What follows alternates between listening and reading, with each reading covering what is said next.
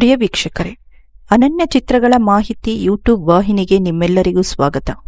ಕನ್ನಡ ಚಿತ್ರರಂಗ ಕಂಡಂತಹ ಅದ್ವಿತೀಯ ನಟ ದಿನೇಶ್ ರವರ ಬಗ್ಗೆ ನಮಗೆ ತಿಳಿದಿರುವಂತಹ ಮಾಹಿತಿಯೊಂದಿಗೆ ಈ ಸಂಚಿಕೆಯನ್ನು ಪ್ರಾರಂಭಿಸುತ್ತೇವೆ. ದಿನೇಶ್ ರವರ ನಿಜವಾದ ಹೆಸರು ಬಾಲಸುಬ್ರಹ್ಮಣ್ಯಂ. ನಂತರ ಚಿತ್ರರಂಗ ಪ್ರವೇಶಿಸಿದ ಮೇಲೆ ದಿನೇಶ್ ಎಂದು ಪ್ರಖ್ಯಾತರಾದರು. ಇವರು 1937ರಲ್ಲಿ ಮೈಸೂರಿನಲ್ಲಿ ಜನಿಸಿದವರು. ಭಾರತೀಯ ರೈಲ್ವೆಯಲ್ಲಿ ಟಿಕೆಟ್ ಕಲೆಕ್ಟರ್ ಆಗಿ ಕೆಲಸ ಮಾಡಿದ್ದರು.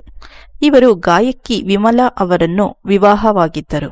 ನಂತರ ಗುಬ್ಬಿ ವೀರಣ್ಣನವರ ಕಂಪನಿಯಿಂದ ದಿನೇಶ್ ಅವರಿಗೆ ನಾಟಕಗಳಲ್ಲಿ ನಟಿಸಲು ಅವಕಾಶ ದೊರಕಿದವು.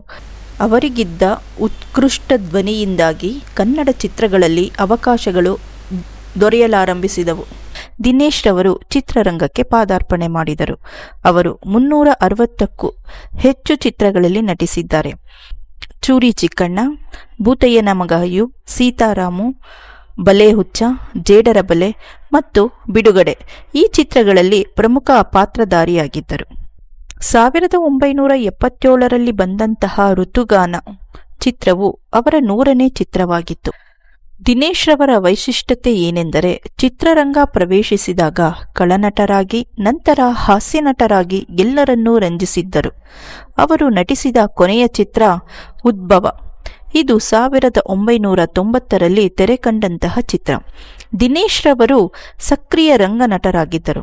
ಅವರು ಬರೆದ ಲಕ್ಷಾಧೀಶ್ವರ ನಾಟಕವನ್ನು ಪ್ರದರ್ಶಿಸುವ ತಂಡದೊಂದಿಗೆ ಪ್ರವಾಸ ಮಾಡುತ್ತಿದ್ದರು. ದಿನೇಶ್ ರವರು ಏಪ್ರಿಲ್ 28, 1990ರಲ್ಲಿ ಹೃದಯಾಘಾತದಿಂದ ತಮ್ಮ 53ನೇ ವಯಸ್ಸಿನಲ್ಲಿ ನಿಧನರಾದರು. ಇಂತಹ ಕಲಾವಿದರನ್ನು ಕನ್ನಡ ಚಿತ್ರರಂಗ ಎಂದೂ ಮರೆಯುವುದಿಲ್ಲ.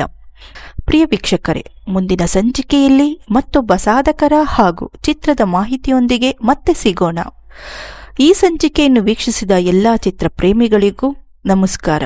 ಈ ಸಂಚಿಕೆ ನಿಮಗೆ ಇಷ್ಟವಾದಲ್ಲಿ